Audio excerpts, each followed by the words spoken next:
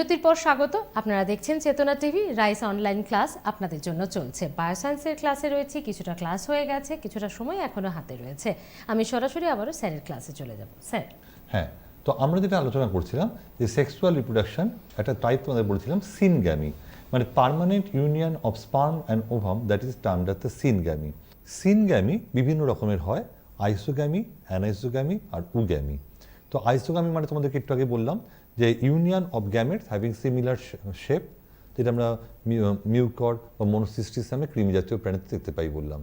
তারপরে তোমাদের বলেছি anisogamy, union of gametes having dissimilar shape, অর্থাৎ আইসোগ্যামি পুরো বিপরীতটা।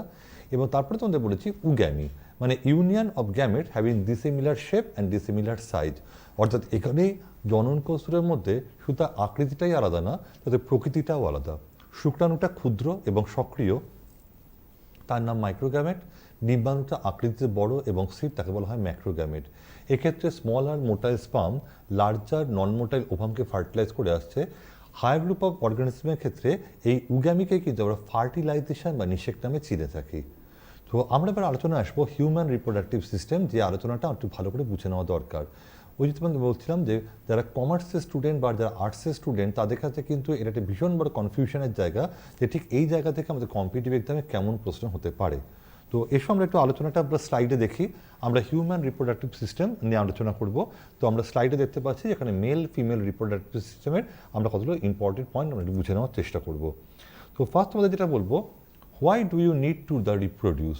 রিপ্রোডাকশনের প্রয়োজনটা কেন? তোমাদের বলেছিলাম যে কোনো একটা ক্ষেত্রে প্রজাতির স্থায়িত্ব বজায় রাখার জন্য কিন্তু জনন বা রিপ্রোডাকশনের প্রয়োজনটা আছে। To transport and to produce the egg and sperm cell, আমরা দেখতে পাচ্ছি এক্ষেত্রে নারী বা পুরুষের শরীরে শুক্রাণু বা ডিম্বাণু প্রোডাকশন হচ্ছে, এবং তারপর তারা নির্দিষ্ট একটা পথ অতিক্রম করার পরে তাদের মধ্যে মিলন বা ফিউশন কমপ্লিট হচ্ছে। এবং শুধু তাই নয়, আমরা দেখতে পাচ্ছি reproductive system, male female reproductive system থেকে মেল বা ফিমেল সেক্স হরমোন তৈরি হচ্ছে। পুরুষের সেক্স হরমোন টেস্টোস্টেরন বা মহিলাদের সেক্স হরমোন ইস্ট্রোজেন প্রোজেস্টেরন কিন্তু আমরা দেখতে পাচ্ছি তাদের জনন অঙ্গ থেকে তৈরি হচ্ছে। তো আমরা নেক্সট স্লাইডটা দেখবো। এবারে স্লাইডটা একবার দেখো। আমরা দেখতে পাচ্ছি মেল রিপ্রোডাক্টিভ সিস্টেম, খুবই ইম্পর্টেন্ট কয়েকটা পয়েন্ট তোমাদের বলছি, একটু বুঝে নাও। তো স্লাইডটা ভালো করে খেয়াল করবে এবং আমি যে পয়েন্টগুলো তোমাদের বলছি সেই পয়েন্টগুলি শোনার চেষ্টা করবে। The main reproductive organ of human male is the pair of testis. মানুষের ক্ষেত্রে পুরুষের মুখ্য জননাঙ্গ হচ্ছে একজোড়া শুক্রাশয় বা testis. And this testis are extra abdominal. এই টেস্টিসটা আছে পেটের বাইরে, লাইজিং স্কোটাম স্যাক বা স্কোটাম থলির মধ্যে আছে। তার কারণটা হচ্ছে আমাদের লোয়ার অ্যাবডোমেনের যে টেম্পারেচার, তার থেকে সবসময় স্কোটাম স্যাকের টেম্পারেচার 2 ডিগ্রি সেলসিয়াস কম থাকে, তাই সেখানে স্পার্ম ফর্মেশনটা অনেক বেশি ইজি বা সহজ হয়ে থাকে। জানবে তোমরা, membrane of the testis is termed as the tunica albuginea, অর্থাৎ টেস্টিসের বাইরে যে আবরণ তাকে বলা হচ্ছে টিউনিকা অ্যালবুজিনিয়া। এটা একটা খুব ইম্পর্টেন্ট কোশ্চেন, মাথায় রাখবে। এবার তুমি জানবে টেস্টিসের মধ্যে কিছু বিশেষ কোষ থাকে, যেমন শুক্রাশয়ের মধ্যেকার লেডিক সেল থেকে তৈরি হয় মেল সেক্স হরমোন টেস্টোস্টেরন, এবং শুক্রাশয়ের মধ্যেকার সার্টোরি সেল থেকে দেখা যাচ্ছে এরা নতুন স্পার্ম তৈরি হওয়ার পর তাকে নিউট্রিশন প্রোভাইড করে। এই জন্যই Sertoli cell of the testis also known as the nurse cell. যেহেতু নতুন স্পার্ম তৈরি হওয়ার পর তারা তাকে নিউট্রিশন প্রোভাইড করছে বা নার্সিং করছে, so another name of the Sertoli cell of the testis is termed as the nurse cell. তো দেখো, আমরা দেখতে পাচ্ছি স্লাইডে এই টেস্টিস যেটা আমাদের স্ক্রোটাম স্যাকের মধ্যে আছে। টেস্টিস থেকে পরে আমরা দেখতে পাচ্ছি তারপরে বেরিয়ে এসছে এপিডিডাইমিস, একটা নলাকার অংশ, সেটা একটু মিলিত হয়েছে ভাস ডিফারেন্স বা শুক্রনালীর সঙ্গে। তারপর সেটা মিলে গেছে শরীরের সেমিনাল ভেসিকিউল বলে আরেকটা, সেমিনাল ভেসিকেল বলে আরেকটা গ্ল্যান্ড বা থলির মতো অংশে। তারপর সেটা মিশেছে প্রস্টেট গ্ল্যান্ডের সঙ্গে, আর তারপর সেটা দেখা যাচ্ছে ইউরেথ্রা দিয়ে দেহের বাইরের সঙ্গে তারা যুক্ত আছে। তো আমরা জানবো এটা হচ্ছে যে টেস্টিসের পরের পয়েন্টগুলো আমরা একটু স্টেপ বাই স্টেপ বোঝার চেষ্টা করব। আমরা প্রত্যেকটা স্লাইডে আমি মেল রিপ্রোডাক্টিভ সিস্টেম প্রত্যেকটা পার্ট তোমাদের সঙ্গে ইন্ডিভিজুয়ালি আলোচনা করছি। এখানে আমি পয়েন্টগুলোকে হাইলাইট করে দিয়েছি, একটু খেয়াল করো। দেখো, আমরা প্রথম স্লাইড যেটা দেখব, দেখো হাইলাইট করা আছে টেস্টিসের অংশটাকে। কি বলা হচ্ছে? Produce the sperm. এটা শুক্রাণু উৎপাদন করতে সাহায্য করছে। Also known as the testicles or gonad. এটা আমাদের ক্ষেত্রে জনন গ্রন্থি, তাকে আমরা গোনাডস বলে পরিচিত। আমরা দেখতে পাচ্ছি টেস্টিসের পরের যে অংশটা, দেখো হাইলাইটেড পার্টটা একটু খেয়াল করবে। সেখানে আমরা দেখতে পাচ্ছি হচ্ছে এপিডিডাইমিস। এই এপিডিডাইমিসের কাজ কি? হচ্ছে sperm mature in the epididymis, অর্থাৎ একটা অপরিণত শুক্রাণুকে বায়োসায়েন্সের ভাষায় বলা হয় স্পার্মাটিড। পরিণত শুক্রাণুকে বায়োসায়েন্সের ভাষা বলা হয় স্পার্মাটোজোয়া। যে পদ্ধতিতে স্পার্মাটিড ধীরে ধীরে স্পার্মাটোজোয়াতে রূপান্তরিত হয় সেই পদ্ধতিটাকে বলা হয় স্পার্মিওজেনেসিস। এখানে দুটো পয়েন্ট কিন্তু মাথায় রাখবে। ফর্মেশন অফ স্পার্ম, শুক্রাণু উৎপাদন পদ্ধতিকে বলা হয় স্পার্মাটোজেনেসিস, আর maturation process of sperm that is called spermiogenesis. তাই শুক্রাণুর এই ম্যাচুরেশন কোথায় হয়? আমরা একটু আগে ছবিতে যেটা দেখলাম এটা হচ্ছে এপিডিডাইমিস, অর্থাৎ আমরা টেস্টিসের পরের যে অংশটা, দ্বিতীয় অংশটা দেখতে পাচ্ছি, এটা হচ্ছে এপিডিডাইমিসে কিন্তু স্পার্ম ম্যাচিওর হচ্ছে। তারপর দেখতে পাচ্ছি আরেকটা ডাক্ট সিস্টেম, তার নাম হচ্ছে নলাকার একটা অংশ, তার নাম ভাস ডিফারেন্স বা শুক্রনালী। বুঝে নেওয়ার কাজ দেখো আমি হাইলাইট করে দিচ্ছি তোমাদের বোঝার সুবিধার জন্য। Transport the mature sperm to the urethra, অর্থাৎ এর কাজ হচ্ছে পরিণত শুক্রাণু বা স্পার্মাটোজোয়াকে ধীরে ধীরে ইউরেথ্রা বা মূত্রনালীর দিকে এগিয়ে দেওয়া। পরের পয়েন্টটা দেখো বলছি আমরা সেমিনাল ভেসিকেল। এই সেমিনাল ভেসিকেল এটা কিন্তু একটা গ্ল্যান্ড বা থলির মতন অংশ। এখানে কি হচ্ছে, এটা অবশ্যই অ্যাটাচ টু ভাস ডিফারেন্স অর্থাৎ শুক্রনালীর সঙ্গে যুক্ত, এবং হাইলাইটেড পার্টটা একটু খেয়াল করবে সেমিনাল ভেসিকেল ঠিক কোন জায়গায় রয়েছে মেল রিপ্রোডাক্টিভ সিস্টেমে।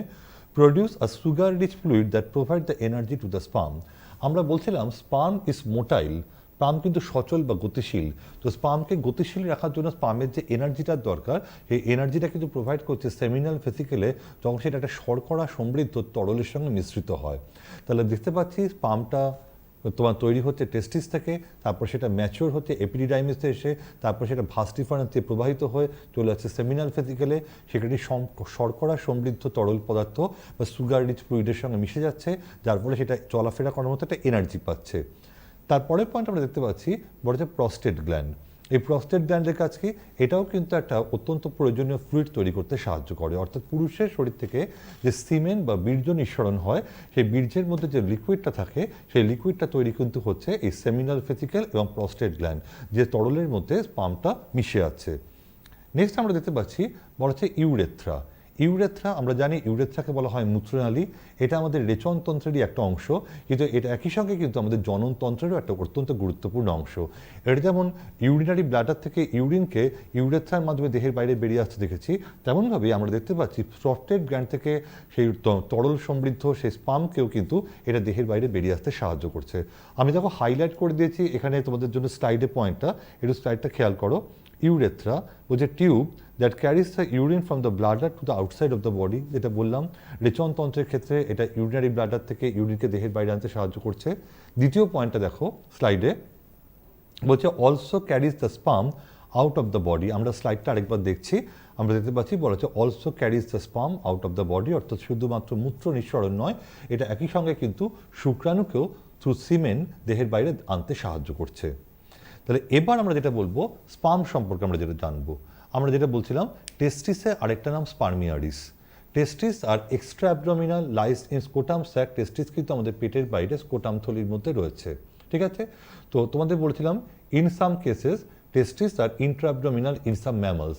বেশ কিছু স্তন্যপায়ী প্রাণীদের দেখতে পাওয়া যায় তাদের শরীরে কোনো স্কোটাম থলি নেই, তাদের ক্ষেত্রে টেস্টিসটা কিন্তু ইন্ট্রা অ্যাবডোমিনাল পেটের মধ্যেই রয়েছে। এটা কিন্তু খুব গুরুত্বপূর্ণ প্রশ্ন, কোন কোন স্তন্যপায়ীদের শরীরে পুরুষ প্রাণীটার দেহে টেস্টিস তার কোনো স্কোটাম থেকে না থেকে তার পেটের মধ্যেই রয়ে গেছে।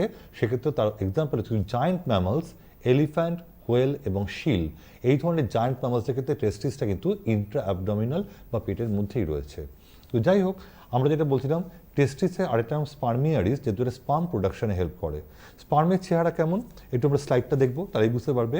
স্পার্মের চেহারা আমরা জলের ভিতর যে ব্যাঙাচিকে ঘুরতে দেখি জমা জলের মধ্যে, সেরকম ব্যাঙাচির মতো। এর একটা মস্তক রয়েছে যাকে আমরা বলছি অ্যাক্রোদম, একটা মধ্যাংশ বা মিডল পিস রয়েছে, আর একটা পুচ্ছ বা টেইল রয়েছে। Sperm always move by their tail. আর স্পার্ম যখন ওভামসের নিকটে পৌঁছায় তখন তার অ্যাক্রোদম বা মস্তক অংশ থেকে একটা ফ্লুইড সিক্রেশন হয়, একটা এনজাইম সিক্রেশন হয় যার নাম হচ্ছে হায়ালুরোনিডেস এনজাইম, যা কিনা স্পার্মকে ফার্টিলাইজ করতে সাহায্য করে ওভামের সাহায্যে। নেক্সট আমরা একটা অত্যন্ত গুরুত্বপূর্ণ পয়েন্ট দেখবো, সেটা হচ্ছে the journey of the sperm. অর্থাৎ সেক্ষেত্রে একটা স্পার্ম কোথা থেকে শুরু করে তার জার্নিটা কোথায় গিয়ে শেষ করছে। দেখো তোমাদের ওয়ান বাই ওয়ান যে পয়েন্টগুলো তোমাদের বলেছিলাম, এবার তোমরা স্লাইডটা খুব ভালো করে দেখো, তাহলে তোমরা বুঝতে পারবে। স্পার্ম তৈরি হচ্ছে টেস্টিসে, তারপর সেটা এপিডিডাইমিসিসে ম্যাচিওর হচ্ছে। তারপর দেখো 3 নম্বর পয়েন্টটা খেয়াল করো, 3 নম্বরে আমরা দেখছি সেটা ভাস ডিফারেন্স বা শুক্রনালী দিয়ে প্রবাহিত হয়ে এসে মিশছে আমাদের সেমিনাল ভেসিকেলের সঙ্গে। সেমিনাল ভেসিকেলে একটি শর্করা সমৃদ্ধ তরলের সাথে মিশ্রিত হওয়ার পর সেটা চলে আসছে আমাদের প্রস্টেট গ্ল্যান্ডে। আমরা 5 নম্বর পয়েন্ট প্রস্টেট গ্ল্যান্ড দেখতে পাচ্ছি। তারপর প্রস্টেট গ্ল্যান্ড থেকে থ্রু সিমেন সেটা ইউরেথ্রা দিয়ে আমরা 6 নম্বর পয়েন্টে দেখতে পাচ্ছি দেহের বাইরে চলে আসছে। তাহলে এই হচ্ছে একটা স্পার্ম বা শুক্রাণুর গতিপথ, অর্থাৎ পুরুষের রিপ্রোডাকশনের সময় এইভাবেই স্পার্মটা তার টেস্টিস থেকে তার দেহের বাইরে নিক্ষিপ্ত হচ্ছে এইভাবেই। নেক্সট আমরা আলোচনায় আসবো ফিমেল রিপ্রোডাক্টিভ সিস্টেম। তো মনে রাখবে, main reproductive organ of human female is a pair of ovaries, একজোড়া ডিম্বাশয়, 2 ফ্যালোপিয়ান টিউব বা 2টি ডিম্বনালী, 1 ইউটেরাস বা জরায়ু অ্যান্ড এ ভ্যাজাইনা বা যোনি। তো মনে রাখবে, the site of fertilisation of human female is a fallopian tube, অর্থাৎ মহিলাদের ক্ষেত্রে তার নিষেক কিন্তু ফ্যালোপিয়ান টিউবের আপার পার্টে সম্পন্ন হয়। ওই যে আমরা বলছিলাম ওভামটা নিশ্চল আর স্পার্মটা সচল, তাই ওভামটা কিন্তু ওভারি থেকে তৈরি হওয়ার পরেই সেটা ফ্যালোপিয়ান টিউবের অবধি এসে দাঁড়িয়ে থাকে। স্পার্ম যেহেতু সচল বা গতিশীল, তাই সে ভ্যাজাইনা অতিক্রম করে ইউটেরাস অতিক্রম করে ফ্যালোপিয়ান টিউবে গিয়ে তাকে ফার্টিলাইজ করে আসে। মহিলাদের শরীরে ফলিকল স্টিমুলেটিং হরমোনের প্রভাবে আস্তে আস্তে প্রাথমিক ডিম্বথলি পরিণত ডিম্বথলিতে কনভার্ট হয়। খুব important point, primary follicle converted into Graafian follicle under the influence of the FSH। এবং প্রাথমিক ডিম্বথলি যখন পরিণত ডিম্বথলিতে রূপান্তরিত হলো, তারপর সেটা থেকে ডিম্বাণু নিঃসরণ হতে থাকে, একে বলা হয় ওভিউলেশন। এটাতে সাহায্য করে লিউটিনাইজিং হরমোন, তার প্রভাবে পরিণত ডিম্বথলি থেকে আমরা দেখেছি ডিম্বাণু রিলিজ করতে থাকে বা ওভিউলেশন হতে থাকে। আমরা একটু স্লাইডটা দেখব।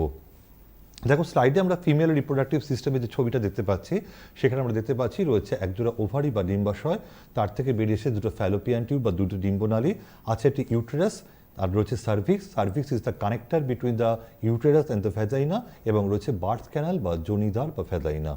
তো আমরা প্রত্যেকটা পার্টের এবার পয়েন্টগুলো জানবো, ঠিক যেভাবে আমরা মেল রিপ্রোডাক্টিভ সিস্টেমের পার্টগুলো হাইলাইট করে তোমাদের সঙ্গে আলোচনা করেছিলাম, ঠিক একইভাবে আমরা ফিমেল রিপ্রোডাক্টিভ সিস্টেমের পার্টগুলো বলবো।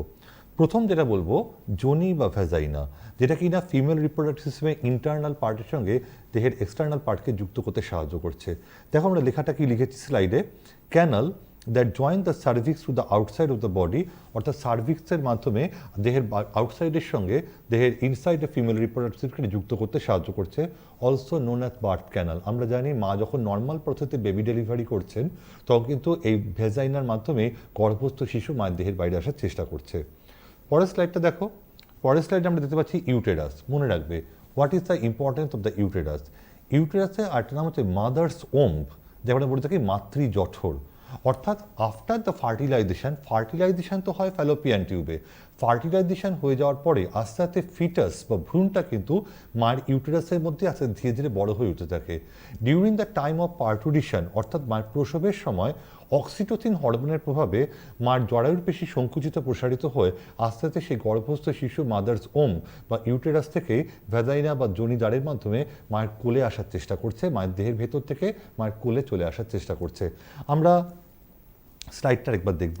স্লাইডে দেখা যাচ্ছে ইউটেরাসে আমরা কি তোমাদের জানিয়েছি ইম্পর্টেন্ট পয়েন্টটা, হলো organ that is the home to a developing foetus. ওই যে বলছিলাম ভ্রূণটা কিন্তু এক্ষেত্রে আমরা দেখতে পাচ্ছি ফিটাসটা আস্তে আস্তে এই ইউটেরাসের মধ্যে ধীরে ধীরে বড় হয়ে উঠতে থাকছে।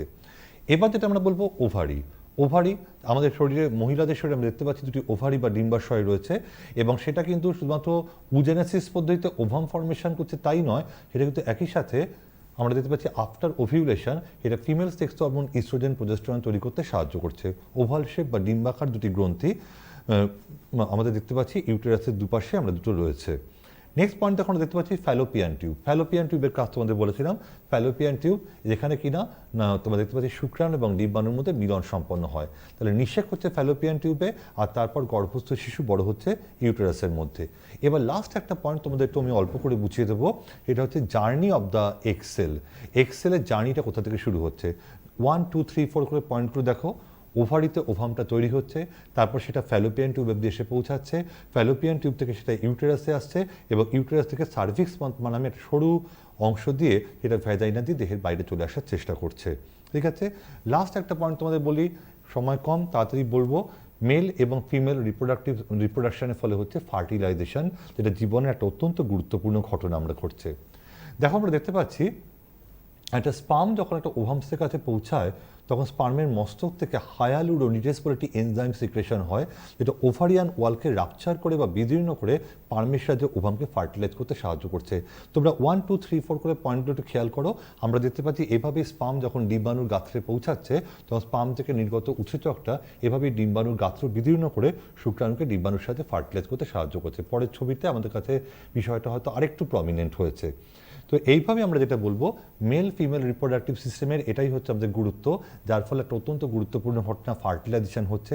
ফার্টিলাইজ হওয়ার পর মায়ের ফার্টিলাইজ ওভামকে বলা হয় জাইগোট, এবং সেই জাইগোট থেকে আস্তে আস্তে গর্ভস্থ শিশু আমরা বা ফিটাসটা মায়ের ইউটেরাসের মধ্যে বড় হয়ে উঠতে থাকছে। তো আজকে আমাদের কাছে সময় কম, তাই আমরা রিপ্রোডাকশনের যে ইম্পর্টেন্ট পয়েন্টগুলো তোমাদের সাথে শেয়ার করলাম, এই পয়েন্টগুলো তোমরা যদি একটু এক্সামের জন্য ভালো করে দেখে নাও, আমার মনে হয় তোমাদের কোনো প্রশ্ন নিয়ে সমস্যা থাকবে না। একদম, যতটা আমাদের স্টাডি বা যতটা আমাদের কম্পিটিটিভ এক্সামের জন্য আজকে টপিক ইম্পর্টেন্ট ছিল, ততটা আমাদের একটা বার্থ জার্নি ছোট্ট করে আমরা আমাদের জীবন দিয়ে একদমই খুব তাই। ভালো একটা টপিক ছিল স্যার, অনেক ধন্যবাদ। আজকে সময় নমস্কার। একদম শেষ। হ্যাঁ। আর আপনাদেরও ধন্যবাদ। আর আপনাদের কম্পিটিটিভ এক্সামে যারা সিরিয়াসলি ভাবছেন তাদের জন্য এই ক্লাসগুলো সত্যিই ফলো করতেই হবে, আর কোনো উপায় নেই। আপাতত এই পর্যন্তই, নেক্সট ক্লাসে দেখা হচ্ছে আপনাদের সঙ্গে। ভালো থাকুন, দেখতে থাকুন চেতনা টিভি। নমস্কার। নমস্কার।